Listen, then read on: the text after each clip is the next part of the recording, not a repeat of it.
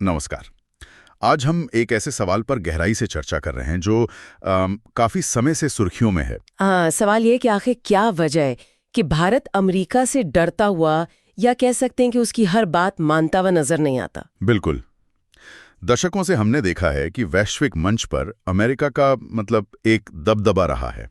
वो शर्तें तय करता है और अक्सर उम्मीद करता है कि बाकी देश उनका पालन करेंगे। लेकिन अब जमाना बदल रहा है, दुनिया एक नए दौर में है और भारत इस बदलाव का एक बहुत ही अहम उदाहरण पेश कर रहा है। वो काफी आत्मविश्वास के साथ अपनी स्वतंत्रता पर, अपने फैसले लेने के हक पर जोर दे रहा है। तो चलिए आज इसी पर बात करते हैं। उन मुख्य कारणों को समझते हैं जिनकी वजह से भारत अक्सर बाहरी दबाव, खासकर अमेरिकी दबाव के आगे झुकता नहीं दिखता। बिल्कुल। हमारे पास जो स्रोत हैं उनके आधार पर हम भारत के इस निर्भीक नजरिए का विश्लेषण करेंगे, समझने की कोशिश करेंगे कि इस आत्मविश्वास की जड़ें कहाँ हैं। हाँ, हम देखेंगे कि भारत की विदेश नीति के सिद्धांत क्या हैं, जी। उसकी तेजी से बढ़ती आर्थिक और तकनीकी ताकत और उसका जो सदियों पुराना ऐतिहासिक अनुभव है, वो सब मिलकर इस निडरता को कैसे आकार दे रहे हैं। ठीक है, तो शुरुआत करते हैं भारत की विदेश नीति से। शायद सबसे अहम सिद्धांत है रणनीतिक स्वायत्तता, स्ट्रेटेजिक ऑटोनॉमी। जी। आसान शब्दों में कहें तो नई दिल्ली का मानना है कि उसे अपने घरेलू मामले कैसे चलाने हैं या दुनिया को किस नजरिए से देखना है, इसके लिए किसी और देश से, चाहे वो अमेरिका ही क्यों ना हो, चाहे वो अमेरिका ही क्यों ना हो, उससे उपदेश लेने की कोई जरूरत नहीं है। और ये सिर्फ कहने की बात नहीं है, नहीं। ये उनकी नीति का कह सकते हैं मूल आधार है। संप्रभुता मतलब अपने फैसले खुद लेने का अधिकार उनके लिए सबसे ऊपर है। अच्छा। उनका मानना है कि अगर वो बाहरी दबाव में झुकते हैं तो दुनिया में उनकी साख कमजोर होगी। इसलिए वो अपनी आजाद सोच और फैसले लेने की क्षमता को बेहद गंभीरता से लेते हैं। यहाँ एक दिलचस्प पहलू सामने आता है जो भारत के विदेश मंत्री हैं सुब्रमण्यम जयशंकर, उनका एक नजरिया है। हाँ, उनका दृष्टिकोण काफी स्पष्ट रहा है इस पर। स्रोत बताते हैं कि वो अमेरिका के नेतृत्व वाले उस विचार को पूरी तरह स्वीकार नहीं करते जिसे सार्वभौमिक और अजेय वैश्वीकृत व्यवस्था कहा जाता है। उनकी नजर में ये महज अमेरिकी एक ध्रुवीयता का क्षण था। मतलब वो दौर जब माना जाता था कि दुनिया में सिर्फ एक ही सुपर पावर है, अमेरिका। ये अपने आप में एक बहुत मजबूत बयान है। ये सिर्फ कूटनीतिक भाषा नहीं है, बल्कि एक गहरी सोच को दिखाता है। सही। इसके पीछे मान्यता ये है कि राष्ट्रवाद ने भारत के वैश्विक दृष्टिकोण में एक नया आत्मविश्वास और यथार्थवाद मतलब सच्चाई को जैसी है वैसी देखने की क्षमता पैदा की है। तो वो दुनिया को अपनी शर्तों पर समझने की कोशिश कर रहे हैं। हाँ बिल्कुल, ना कि किसी और के चश्मे से। और ये आत्मविश्वास सिर्फ कूटनीति में नहीं, व्यापार नीति में भी साफ दिखाई देता है। याद कीजिए जब ट्रंप प्रशासन ने कई देशों पर टैरिफ लगाए थे। हाँ, वो एक अहम परीक्षा का समय था। कई देशों ने अमेरिकी दबाव को सीधे तौर पर महसूस किया था। बिल्कुल। उस आर्थिक दबाव का असर कई मुल्कों पर पड़ा था। लेकिन भारत ने उस वक्त क्या किया? देखिए, भारत ने अपनी संप्रभु व्यापार नीति पर टिके रहने का फैसला किया। और बात यहीं खत्म नहीं हुई। स्रोत बताते हैं कि भारत ने न केवल अमेरिकी तारीफ का सामना किया, बल्कि अमेरिका के साथ बातचीत जारी रखते हुए उन्होंने जवाबी टैरिफ भी लगा दिए अमेरिकी सामानों पर। हाँ, ये कदम क्या दर्शाता? ये तो काफी बोल्ड था। ये दर्शाता है कि भारत दबाव में पीछे हटने को तैयार नहीं था। यही रवैया कि हम आपकी सुनेंगे, बात भी करेंगे, लेकिन झुकेंगे नहीं, अमेरिका जैसे शक्तिशाली देशों को अक्सर परेशान करता है। क्योंकि उनकी आदत है कि उनकी मांगे मान ली जाएं। एग्जैक्टली। भारत का जवाबी टैरिफ एक साफ संदेश था, हम व्यापार करना चाहते हैं, लेकिन बराबरी के स्तर पर, अपने आत्मसम्मान और अपनी शर्तों पर। तो ये सीधे तौर पर उनकी रणनीतिक स्वायत्तता की नीति का एक प्रैक्टिकल उदाहरण था। बिल्कुल। आर्थिक दबाव के बावजूद अपने सिद्धांतों पर कायम रहना, ये वाकई उनकी नीति की गंभीरता को दिखाता है। सही कहा। और ये आज़ादी सिर्फ व्यापार तक ही सीमित नहीं है, ये महत्वपूर्ण भू राजनीतिक मुद्दों पर भी लागू होती है। हाँ, ये भी एक अहम बिंदु है। कई वैश्विक मुद्दे हैं, जैसे ग्लोबल वार्मिंग पर कार्रवाई हो या अंतर्राष्ट्रीय व्यापार समझौते हों, यूक्रेन का युद्ध या रूस पर लगाए गए प्रतिबंध। हाँ, इन सब पर भारत अमेरिका की लाइन को हूबहू फॉलो करने से अक्सर परहेज करता है। वो अपना स्वतंत्र रास्ता चुनता है। बिल्कुल, जो उसके राष्ट्रीय हितों के अनुरूप हो। और वो मौजूदा अमेरिकी प्रशासन के इस फ्रेमवर्क को भी पूरी तरह नहीं अपनाता कि दुनिया दो खेमों में बटी हुई है, एक तरफ लोकतंत्र और दूसरी तरफ तानाशाही। अच्छा। भारत इस तरह के साफ विभाजन में खुद को फिट नहीं पाता और शायद पाना भी नहीं चाहता। वो अपनी एक अलग पहचान बनाए रखना चाहता है। तो फिर भारत कर क्या रहा है अगर वो किसी एक गुट में शामिल नहीं हो रहा तो? बजाय किसी एक गुट में शामिल होने के वो सक्रिय रूप से दुनिया भर में अपने रिश्ते मजबूत कर रहा है। यूरोप से, आसियान देशों से। आसियान यानी दक्षिण पूर्व एशियाई राष्ट्रों का संगठन। हाँ, फिर मध्य पूर्व के देश, जापान, रूस और अफ्रीकी महाद्वीप के देशों के साथ भारत अपने व्यापार और साझेदारी में विविधता ला रहा है। मकसद साफ है, किसी एक देश पर जरूरत से ज्यादा निर्भर ना रहना। बिल्कुल। और यहाँ एक और समीकरण समझना जरूरी है जो शक्ति संतुलन को बदल रहा है। क्या? वो ये कि अमेरिका को भी भारत की जरूरत है। अच्छा, किस लिए? खासकर एशिया प्रशांत क्षेत्र में चीन के बढ़ते प्रभाव को संतुलित करने के लिए। ये जरूरत कहीं न कहीं शक्ति संतुलन को थोड़ा भारत के पक्ष में झुकाती है। ये बात तो है। भारत इस भू राजनीतिक सच्चाई को समझता है और अपनी विदेश नीति में इसका इस्तेमाल भी करता है। ये वाकई एक बड़ा रणनीतिक बदलाव है और भारत की इस निडरता के पीछे एक और बड़ा कारण है। क्या? वो है कई क्षेत्रों में उसकी तेजी से बढ़ती हुई अपनी ताकत और आत्मनिर्भरता। चलिए इस पहलू पर थोड़ा और विस्तार से बात करते हैं। जरूर, क्योंकि ये भारत के आत्मविश्वास का एक ठोस जमीनी आधार है। ये सिर्फ हवाई बातें नहीं है। सबसे पहले देखते हैं आर्थिक शक्ति को। भारत देखिए दुनिया की तीसरी सबसे बड़ी अर्थव्यवस्था बनने की राह पर है। तेजी से आगे बढ़ रहा है। हाँ, बहुत तेजी से। लगभग 1.5 अरब की आबादी, जिसमें एक बड़ा हिस्सा आर्थिक रूप से तरक्की कर रहा है। ये इतना बड़ा बाजार है जिसे अमेरिका या कोई और देश पूरी तरह नियंत्रित नहीं कर सकता। सही कहा। बल्कि स्रोत बताते हैं कि अब भारत खुद निवेश की शर्तें तय करने की स्थिति में आ रहा है। और ये सिर्फ अर्थव्यवस्था के आकार की बात नहीं है ना, आत्मनिर्भरता की दिशा में भी कदम बढ़ रहे हैं। हाँ बिल्कुल।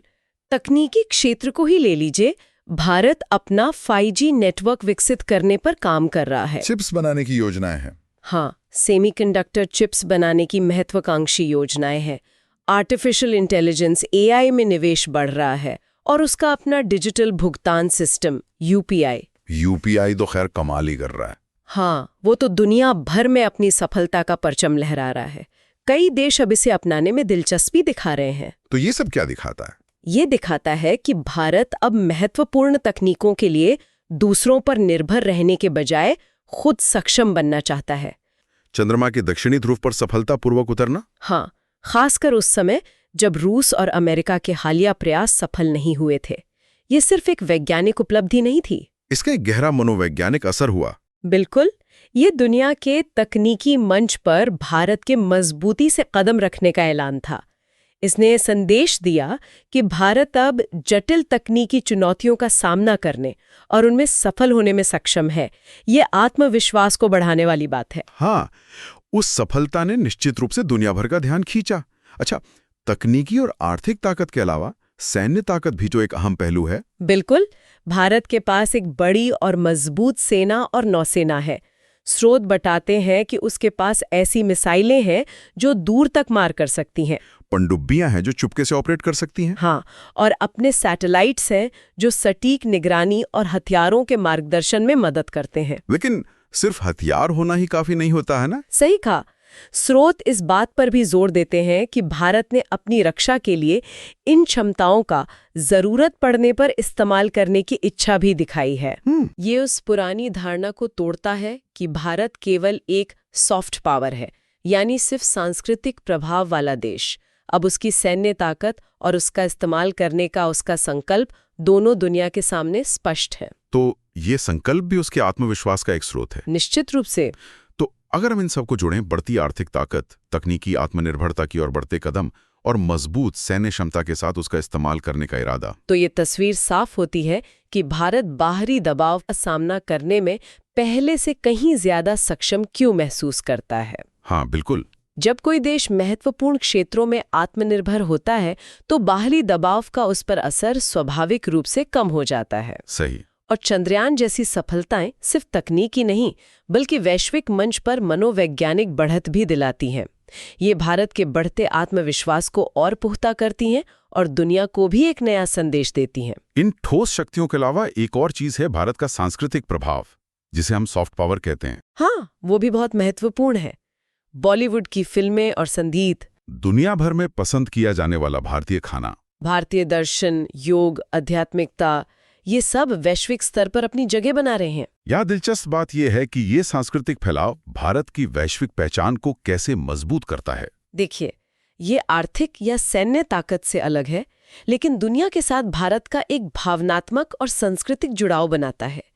ये भी वैश्विक मंच पर उसकी एक अलग और मजबूत उपस्थिति दर्ज कराता है, जो किसी दबाव से आसानी से प्रभावित नहीं होती। और शायद इन सब के पीछे भारत के इस मजबूत इरादे का सबसे गहरा और बुनियादी कारण है उसका हजारों साल का इतिहास। हाँ, उसका लचीलापन और उसकी अपनी पहचान की गहरी भावना। स्रोत बताते हैं कि भारत खुद को एक प्राचीन सभ्यता के रूप में देखता है। बिल्कुल, जिसका इतिहास में दुनिया पर व्यापक असर रहा है और जो अब विश्व मंच पर अपना वो पुराना स्थान फिर से हासिल कर रहा है। ये नजरिया बहुत महत्वपूर्ण है। हाँ, वो खुद को कोई कल का बना राष्ट्र नहीं मानते, बल्कि एक ऐसी सभ्यता मानते हैं जिसने समय के बड़े बड़े थपेड़े झेले हैं और फिर भी खड़ी रही है। बिल्कुल सही।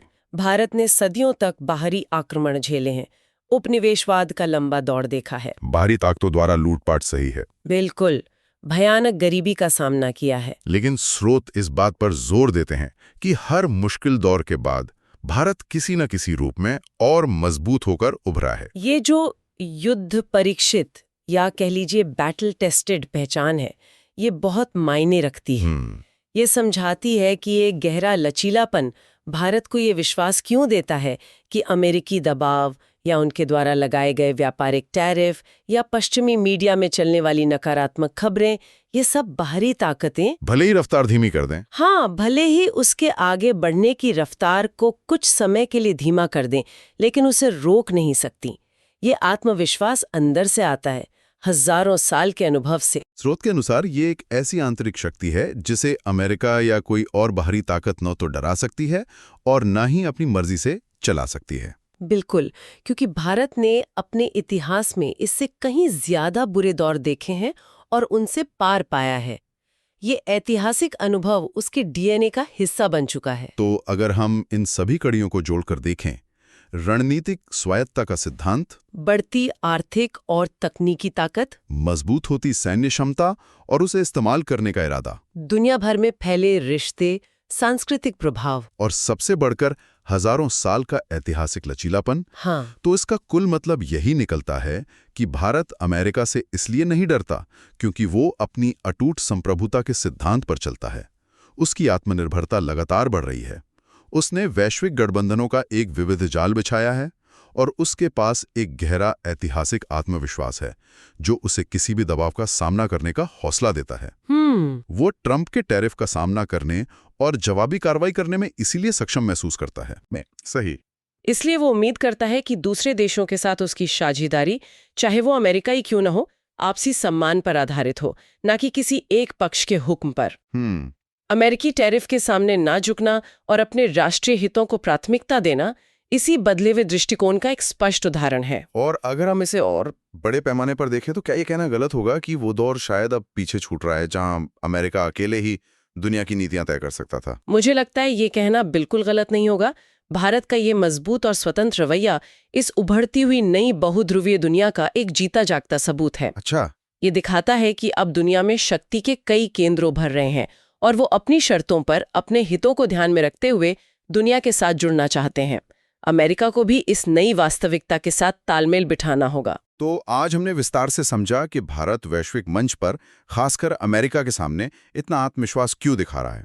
ये उसकी अपनी शर्तों पर चलने की इच्छा, उसकी चौतरफा बढ़ती ताकत है और उसके गहरे ऐतिहासिक संकल्प का मिला-जुला नतीजा है। हाँ, और टैरिफ जैसे दबावों का सामना करने की उसकी क्षमता इसी आत्मविश्वास से आती है। बिल्कुल। ये निश्चित रूप से एक जटिल और लगातार विकसित होता हुआ मामला है और ये हमें एक महत्वपूर्ण सवाल पर सोचने के लिए छोड़ जाता है। क्या? जैसे जैसे भारत की शक्ति और उसका प्रभाव दुनिया में और बढ़ता जाएगा, वैश्विक मंच पर उसकी ये नई मुखरता और आत्मविश्वास दूसरे प्रमुख देशों जैसे अमेरिका, चीन, रूस और यूरोपीय संघ के साथ उसके रिश्तों को भविष्य में किस तरह से नया आकार देगी। ये देखना दिलचस्प होगा। हाँ, ये देखना दिलचस्प होगा कि ये शक्ति संतुलन आगे कैसे विकसित होता है। वाकई ये एक ऐसा सवाल है जिस पर आने वाले समय में नजर रखनी होगी। इसी विचार के साथ आज की ये गहन चर्चा यहीं समाप्त होती है।